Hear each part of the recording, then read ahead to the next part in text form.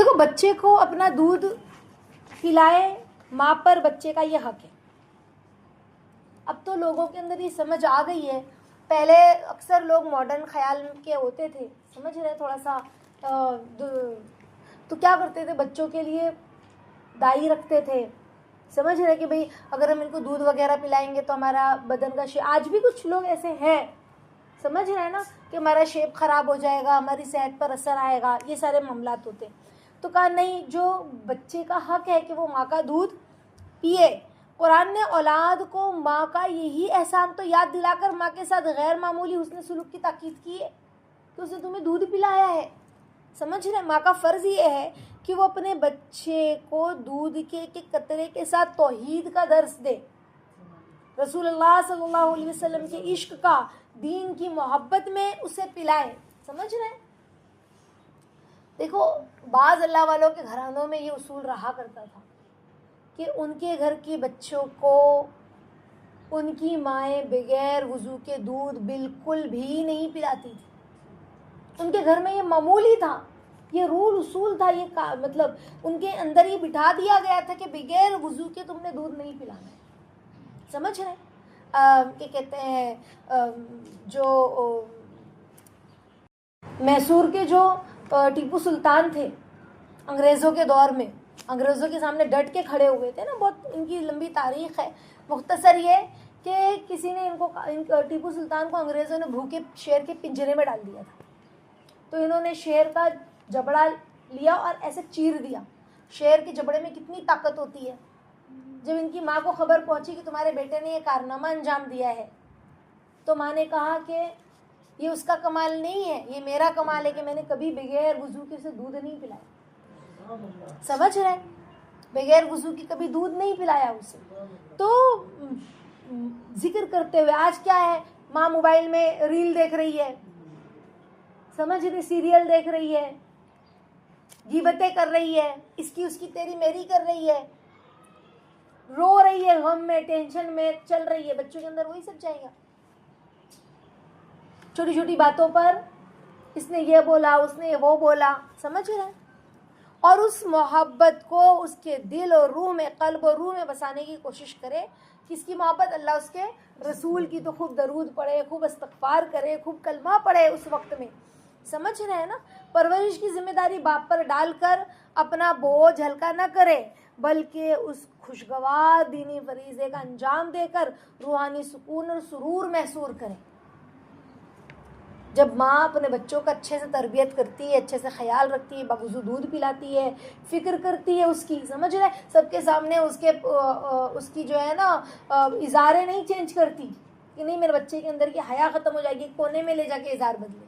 حالانکہ چھوٹا بچہ ہے, ہمیں اتنا سا بچہ اس کے لیے کیا ہے, اتنی سی لڑکی اس کے لیے کیا, ابھی 1-2 مہینے کی, ہم بھی تو عورت ہے نا. نہ, ہمیں ایسا دل میں خیال ہو کہ میرے بچے کے اندر حیا پیدا ہو.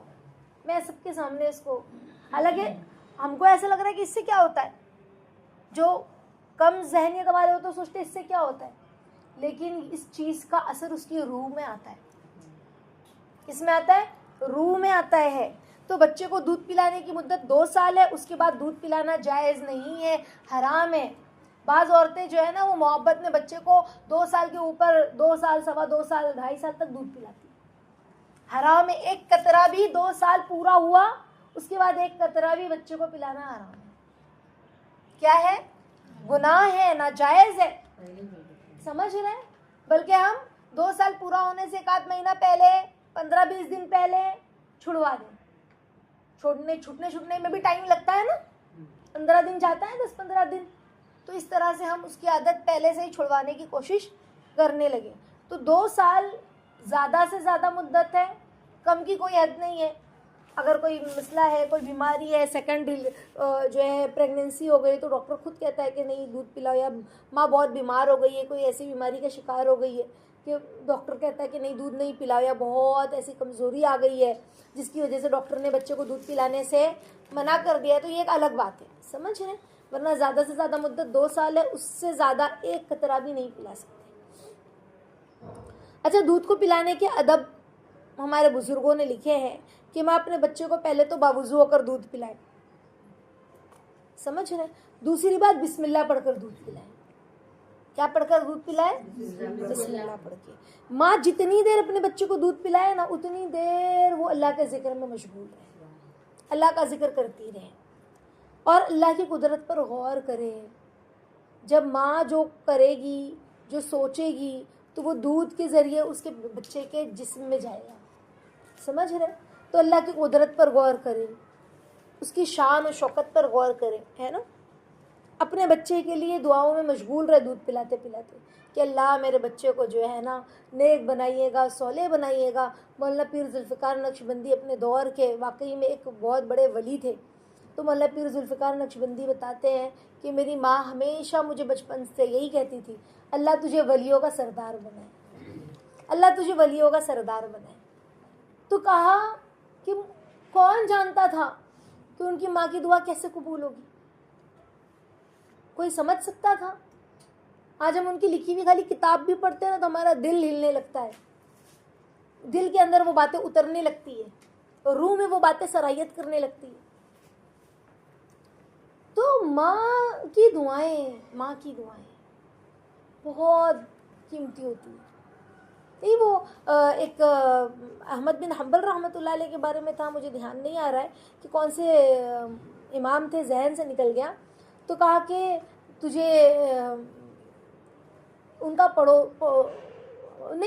ماں جو کہتی تجھے اللہ موسیٰ کا پڑوسی بنائے. تو کہا کہ ایک احمد بن حنبل رحمۃ اللہ علیہ کا الگ واقعہ. تو کہا کہ ماں تجھے پڑوسی, تو موسیٰ علیہ السلام کو کہا کہ تمہارا پڑوسی ایک چرواہا غالباً ہوگا. تو کہا کہ چرواہا کیسے؟ تو گئے, دیکھا وہ بہت اپنی ماں کی خدمت کرتا تھا. تو ماں اسے دعا دیتی تھی اللہ تجھے موسیٰ کا پڑوسی بنائے, اللہ تجھے موسیٰ کا پڑوسی بنائے. تو ماؤں کی دعائیں کیسی ہوتی ہیں؟ آج ہماری مائیں کیا دعا کرتی ہے ایسا کوئی دعا؟ خالی ماؤں کو بس یہی فکر ہے کہ میرا بچہ اچھا کمائے, میرا بچہ اچھا کمائے, اس کی سرکاری جاب ہو, اس کی خود کی دکان ہو, خوب پیسہ کمائے, بیٹا تو خوب کمائے, خوب ترقی کرے. بس دنیا کی ترقی چاہتی ہے, خوب اچھا پڑھے, فرسٹ کلاس آئے, فرسٹ ڈویژن آئے, بس دنیا کی ترقی پڑھی.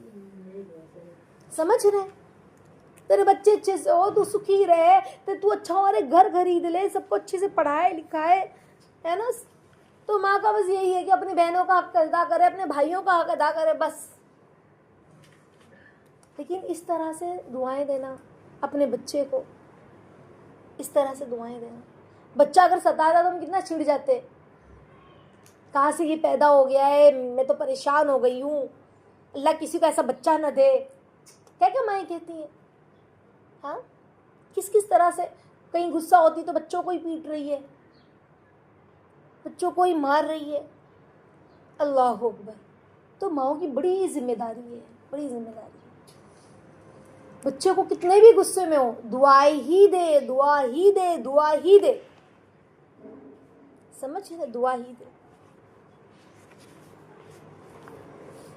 تو جب جتنے دیر بچوں دودھ پلا رہی ہے بچوں کو دعا دیتی رہے, دعاؤں میں بچوں مشغول رہے, اللہ سے دعا مانگتی رہے, اللہ کی طرف کنیکشن ہی نہیں جڑ جائے.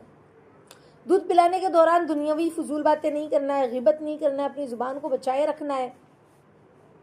اور ہے نا بچوں کو جب دودھ پلائے نا تو بچے کے سر پر سہلاتے ہوئے, پیار کرتے ہوئے, اس طرح سے دودھ پلانا. سمجھ رہے؟ اس سے کیا ہوتا ہے کہ بچے کے اندر ایک پازیٹیو ویوز جاتی ہے. سمجھ رہے ہیں؟ حتی الامکان یہ کوشش ہونا کہ تنہائی میں دودھ پلائے, کسی کے سامنے نہ پلائے, ایک کونے میں منہ کر کے بیٹھ جائے. اگر کہیں جگہ نہیں دکھ رہی ہے, کوئی دوسرا روم نہیں ہے, تو ایک کونے میں مڑ کر بیٹھ جائے کہ کوئی اس کو دیکھ نہ سکے. سمجھ رہے؟